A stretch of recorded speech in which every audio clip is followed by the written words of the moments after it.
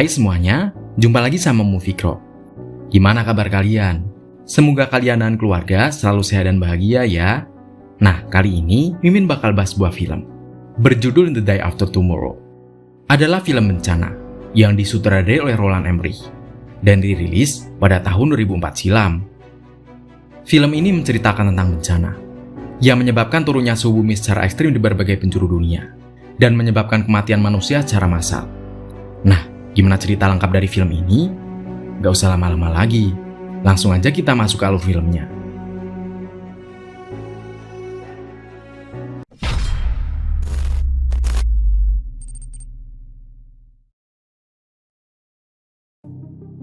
Film diawali dengan scene di mana ada sebuah tim ahli cuaca yang sedang melakukan pengeboran lapisan es untuk mencari sampel inti es.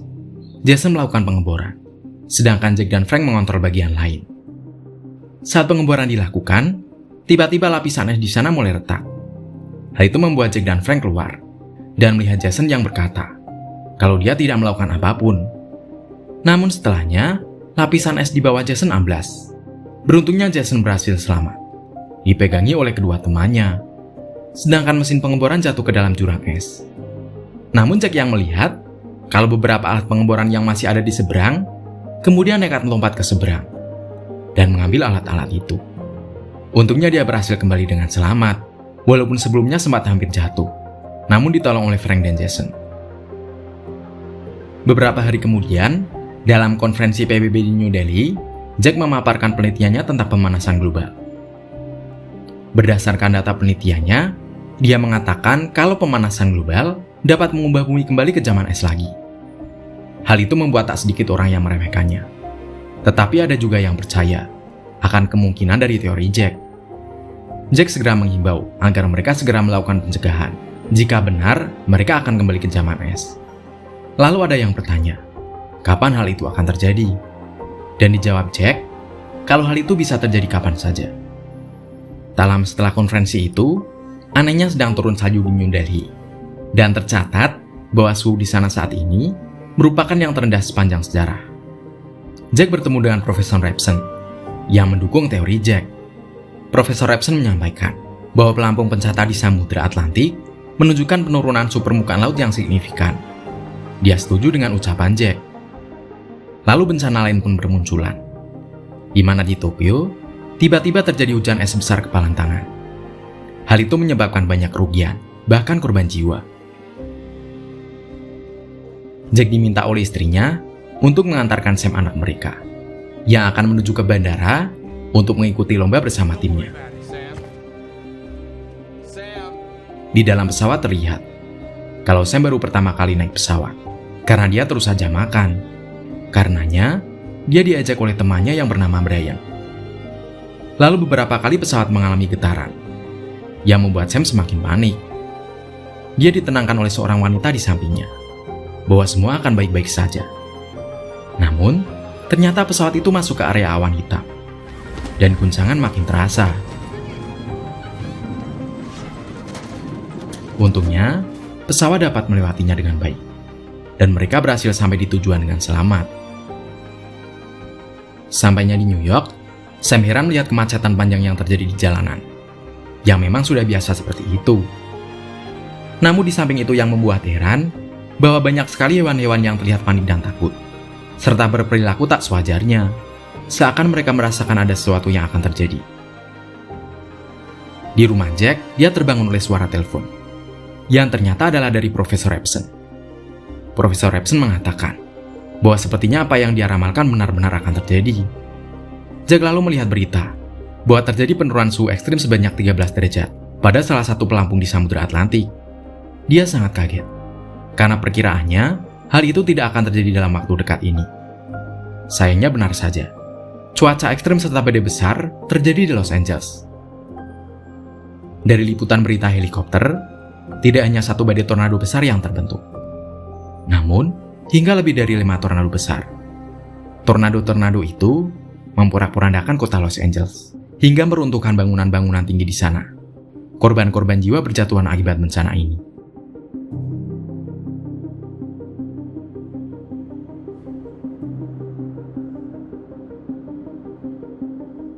Akibat bencana itu, Jack semakin khawatir akan keadaan anaknya yang sedang berada di Los Angeles.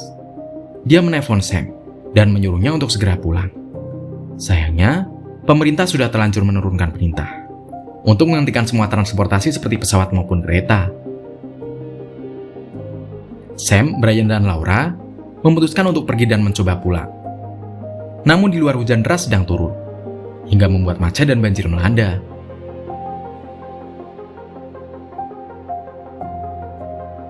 Mereka akhirnya memutuskan untuk berlindung di salah satu perpustakaan di sana.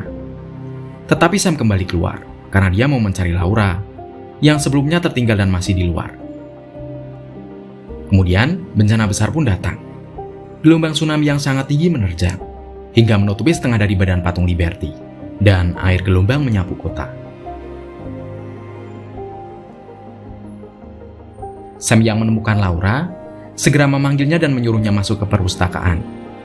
Akhirnya mereka berhasil masuk dan berlindung dalam situasi mencekam itu.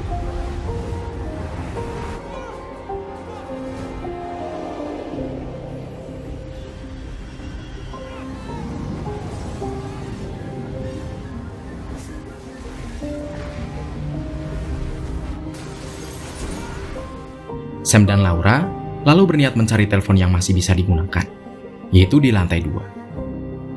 Ternyata, telepon itu berada tepat di atas banjir, setinggi 1,5 meter.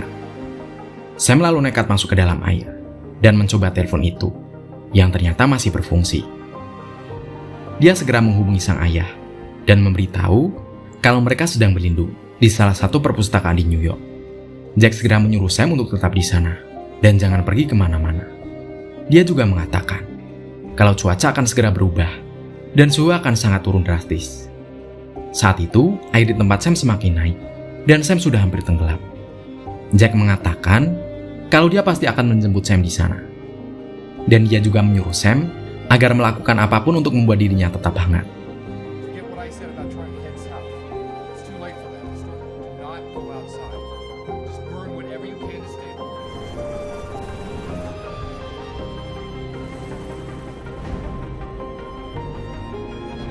Laura yang menunggu di tangga sudah sangat khawatir, karena dia tak kunjung melihat Sam. Namun, untungnya Sam muncul, dan mereka kembali ke lantai atas. Saat orang-orang sedang berkumpul dan berusaha menghangatkan diri, tiba-tiba terdengar suara gemuruh, yang membuat semua orang terdiam. Saat mereka mengecek keluar, ternyata ada sebuah kapal besar yang terdampar, tepat di depan perpustakaan mereka berada.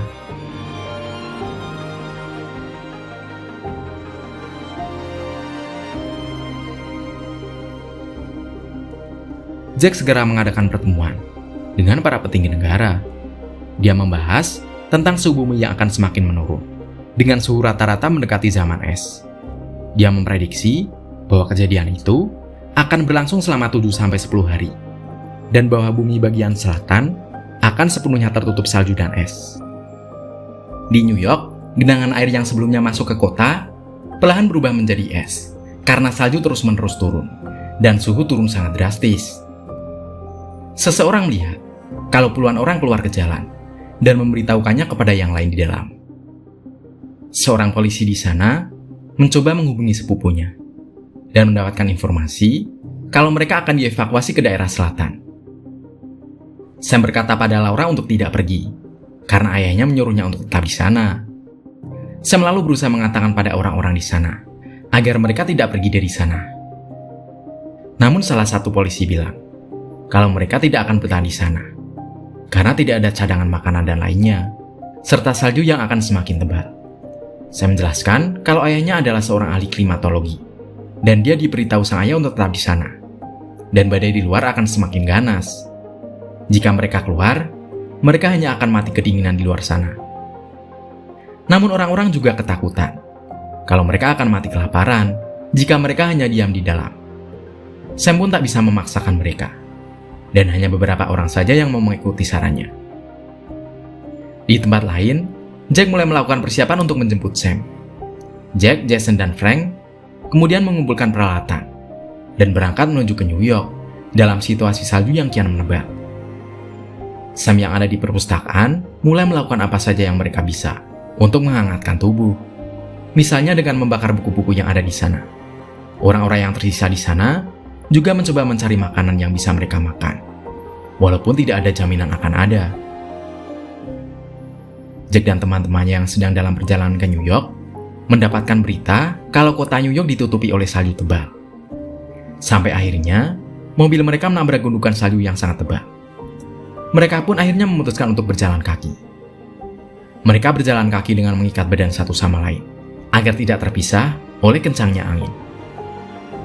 Tanpa mereka sadari, ternyata mereka sedang berjalan di atas kaca tipis, yang mana saat itu tertutup salju.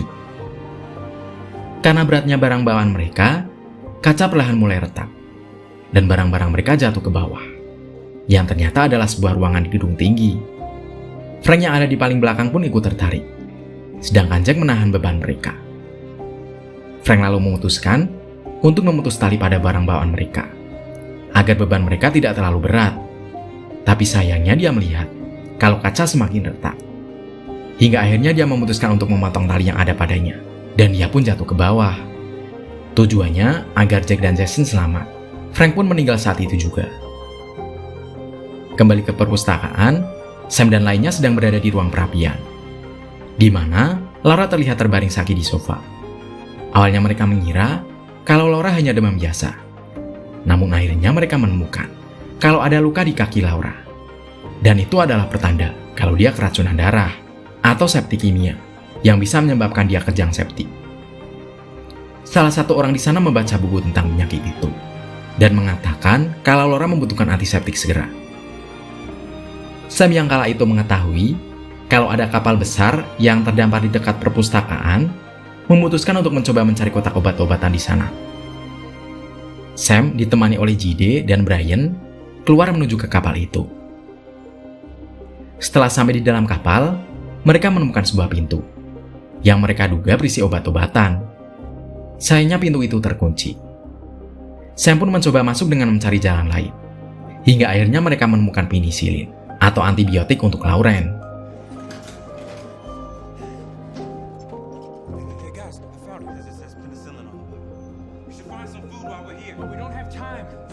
Brian dan Jide juga menemukan sebuah kantin dan memutuskan untuk mencari makanan di sana, padahal sudah dilarang oleh Sam.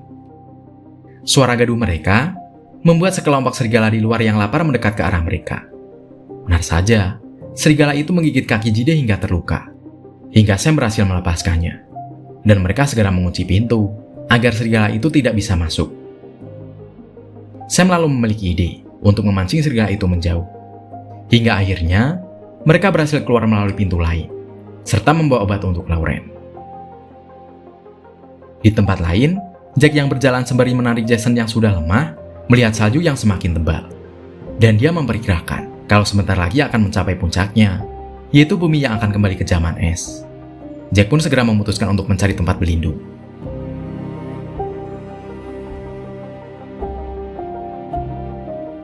Sementara itu, Sam dan Brian berlari sambil menarik Jide, yang saat itu kakinya sedang terluka. Sam dan Brian sempat berhenti saat melihat bangunan-bangunan di depan mereka secara bersamaan mengkristal menjadi es. Mereka pun langsung berlari kencang sampai di pintu perpustakaan. Sam menyuruh Brian untuk segera masuk membawa obat untuk Laura, sedangkan dia segera menggendong Jide masuk. Sementara itu, Jack yang telah menemukan lubang menuju ke sebuah gedung sempat melihat bendera yang sebelumnya masih berkibar, yang saat itu seketika membeku menjadi es. Sam yang berlari sambil menyeret Jide terlihat seperti dikejar oleh es yang terus merambat ke seluruh permukaan gedung. Saat dia sudah sampai di ruangan perapian, Brian segera menutup pintu. Dan saat itu juga, pintu juga berubah menjadi es. Mereka yang melihat es semakin merambat, segera membakar semua buku-buku, agar es tidak semakin merambat ke permukaan lain. Jack yang melihat Jason sudah sadar, segera memakai jaketnya untuk melanjutkan perjalanan. Namun Jason mengatakan untuk menunda perjalanan selama 1 hari. Tapi Jack tetap akan melanjutkan perjalanan, karena mungkin saja Sam tidak akan bertahan hingga besok. Di tengah perjalanan, mereka menemukan dinding salju tebal, dan melihat banyak orang yang mati membeku ditutupi oleh salju tebal.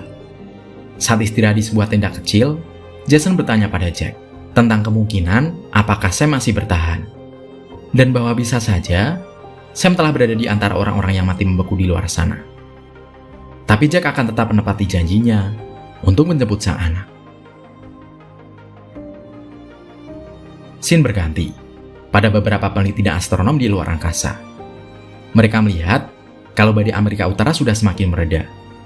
Hal itu terlihat dari daratan yang sudah mulai tampak kembali. Saat Jack dan Jason terbangun, mereka keluar dan melihat cuaca yang terlihat mulai membaik. Di depan mereka, terlihat sebuah kapal yang sudah membeku, dan patung Liberty yang masih kokoh, tapi tertutup es hingga setengah badannya. Jack melanjutkan perjalanan, dengan perasaan yang mulai putus asa, melihat bangunan-bangunan yang membeku, dan tidak terlihat adanya kehidupan. Jack lalu bertanya pada Jason, gimana dan masih seberapa jauh perpustakaan tempat Sam berada? Jason menjawab kalau perpustakaan itu ada tepat di sana. Jack segera berlari menuju ke perpustakaan itu. Jack semakin panik dan khawatir, melihat semua dinding dan pintu sudah berubah menjadi es. Hingga akhirnya Jack melihat sebuah pintu yang memancarkan cahaya dari bawah celah pintu, dan dia pun membukanya. Ketika Jack dan Jason masuk, mereka sempat merasa putus asa, melihat sekelompok orang yang mereka kira sudah mati. Tapi, tiba-tiba Laura bangun, dan bertanya siapakah mereka. Saat itu juga Sam terbangun, dan dia pun memanggil ayahnya. Momen itu menjadi momen yang mengharukan, di mana Sam yang sangat senang, karena ayahnya yang menepati janjinya, dan Jack yang bersyukur karena Sam masih hidup. Mereka pun berpelukan. Kemudian, film pun berakhir.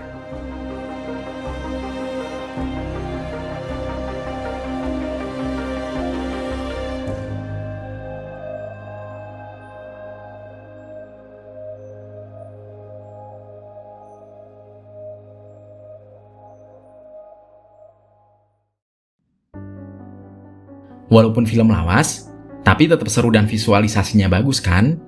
Nah, kalau menurut kamu, apakah suatu saat bumi mungkin mengalami kejadian seperti di film ini? Bumi memasuki zaman es kembali, dan kita hidup di zaman es lagi. Coba tulis pendapatmu di kolom komentar ya. Dan seperti biasa nih, dari 1 sampai 10, berapa nilai yang mau kamu kasih buat film ini? Sekian video kali ini, semoga kalian suka dan terhibur. Nantikan video film yang lainnya. Terima kasih udah nonton bareng sama Mimin. Mimin pamit, dadah!